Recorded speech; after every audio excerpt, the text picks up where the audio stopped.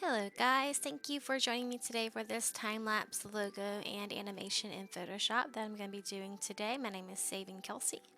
Let's get started.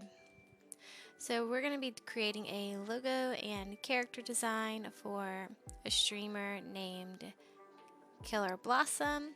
She already has a banner incorporating this blossom design, so I am taking that and using the same colors that she already has so we can have some consistency in her stream with her logo that she already has. On the side you'll see my reference images. I like to keep those out, that way I can sample those colors and use the same thing. I use the selection tool whenever I am shading to be able to shade just the portions that I want. For this, I'm using the selection tool to just quickly fill in the inside there, and I'm going to go back around the edges and clean that up and pull the line work back on top. Now I'm cleaning it up with the eraser because I want to make sure everything is nice and neat, since especially it is a transparent image.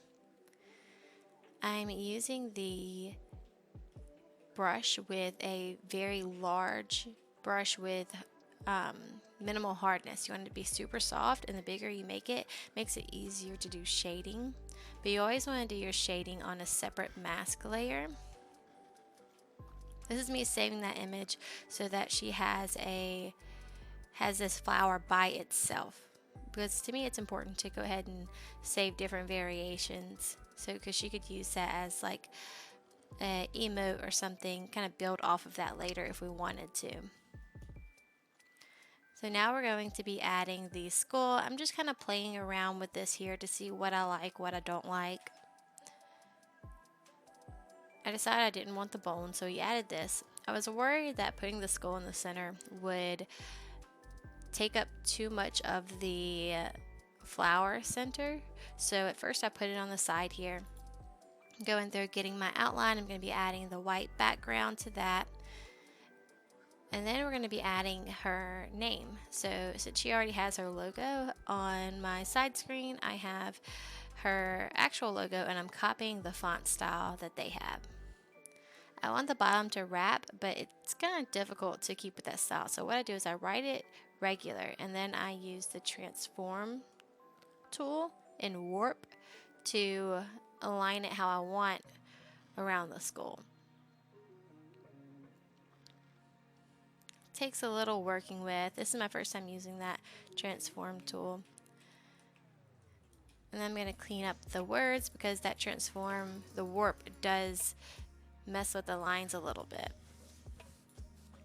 I've been working with Photoshop and this huion drawing tablet for 2 weeks now. Actually a week now. And I've been streaming for 2 weeks. I do my art on there live.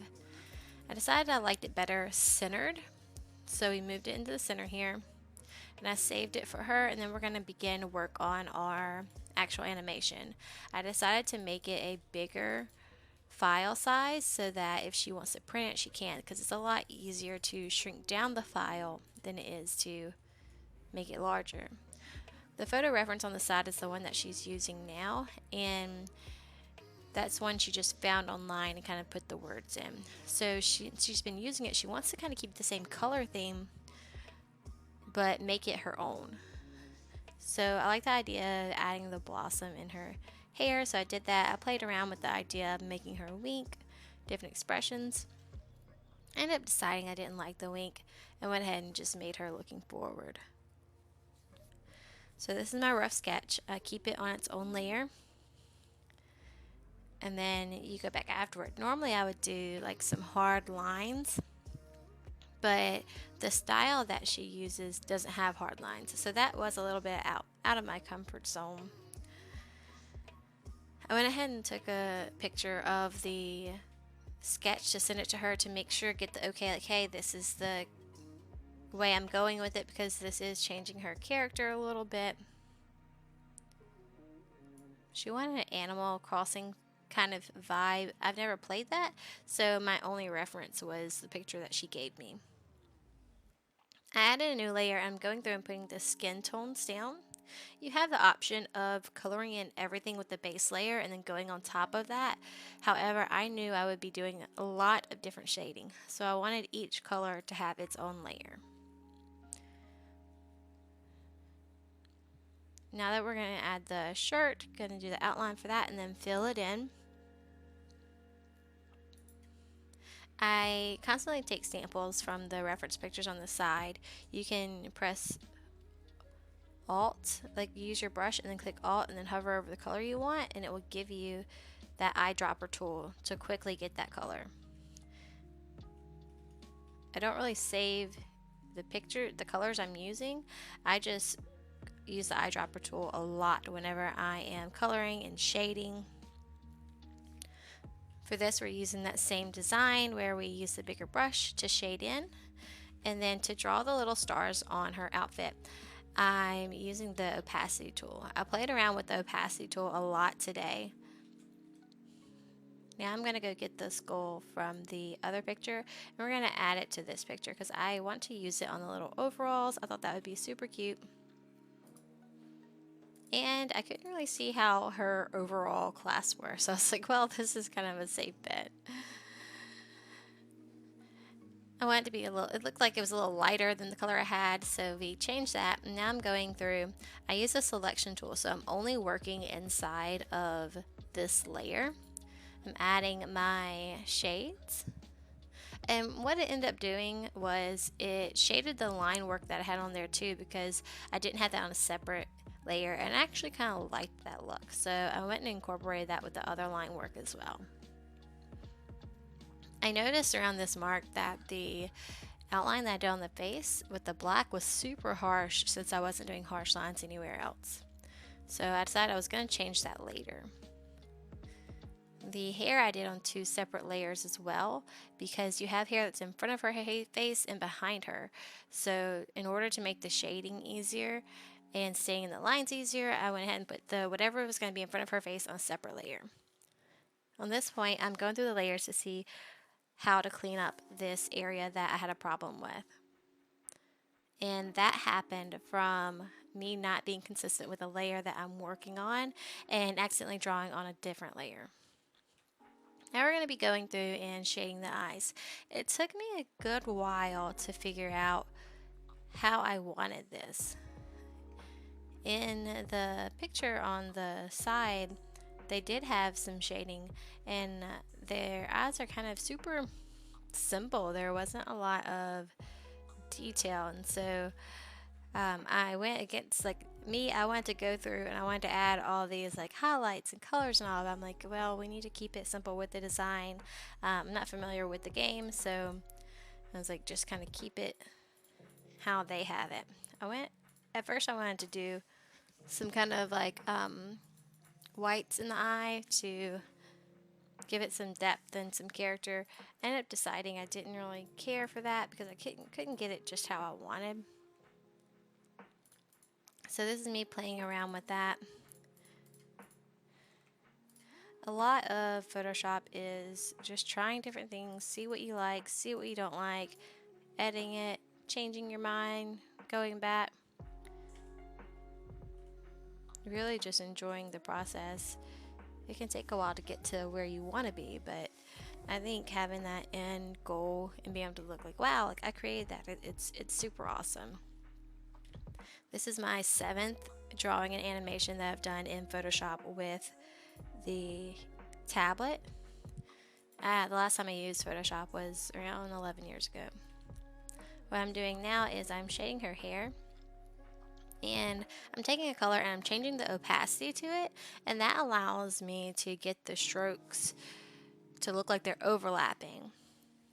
I wanted to make the hair in the foreground lighter and then the hair in the ponytail darker. She said she didn't want a lot of hair on her character, so I didn't want to make it big and elaborate. I want to kind of make her the focus and not her hair. I felt like her forehead was a little big there, so this is me trying to add in the hair and smooth it out, make it look like it belonged the whole time. At this point, it's coming together a little more, but I wasn't super happy with the face.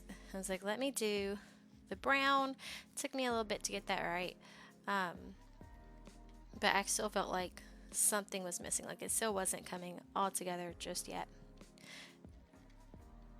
And during the process, the eyes, they every time I used the blue, it just was not as blue as I wanted it to.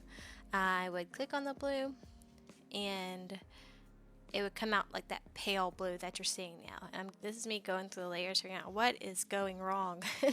I'm like, let me try. Look, all the pink's right, the red's right, but this blue that's on the right of the screen is not as blue. And then that blue that I should put in there, it was a very blue square. I'm like, something is wrong. I have some kind of setting mess up here. I saved a previous version. I'm like, so let me go open that. I'm like, ah, that's much better. Like, this is the blue in her eyes that I want. I want that bright blue. So now I'm going back with our brown to use that instead of the black harsh outline.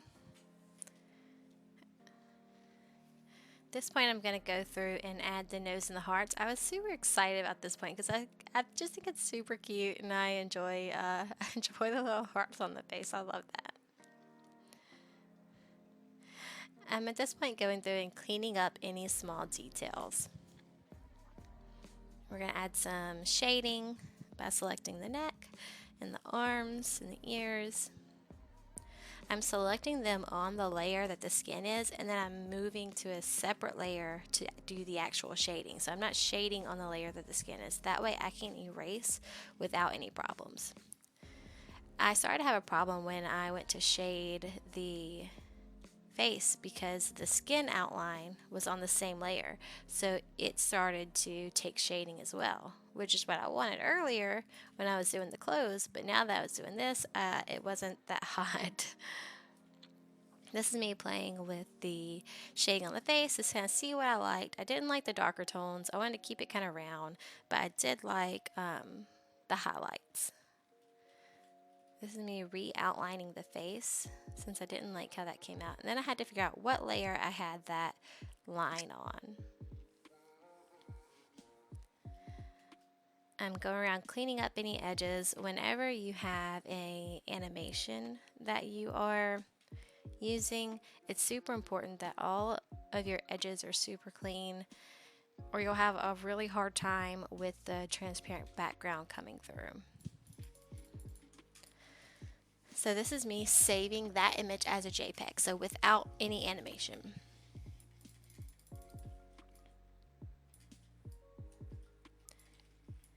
Alright, so whenever you do an animation, you're going to go to Timeline, create frame animation, and then whatever's moving has to be on a completely separate layer. You cannot take a layer and move it because it will change on both frames. I learned this through a lot of trial and error.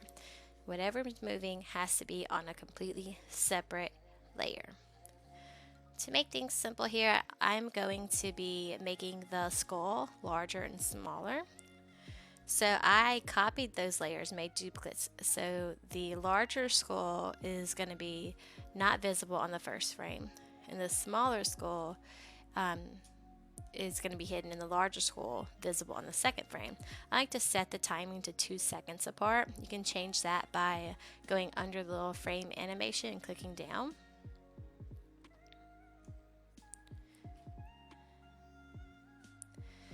So at this point, my husband Blake had just came in, so I was showing him how the design of everything that I started with. This overall took me around 3.5 hours to create the logo and the animation. I was super happy to do this for her. My favorite of the two, I think, is the logo. I just think the logo is super cute. I like the design, the aesthetic, girly but deadly. I can enjoy that. So we're going to be saving this. Whenever we're going to save it, this gives you a view of what it's going to look like for the animation. Now, on her hairband to the right, it's hard to see in here, but in person you can see there's these extra pigments there, and I have to get rid of those. If you're not super sharp with your lines on animation, it shows up really sloppy. So I'm going to her hairline. I'm going to be erasing and cleaning up anything that is out of place.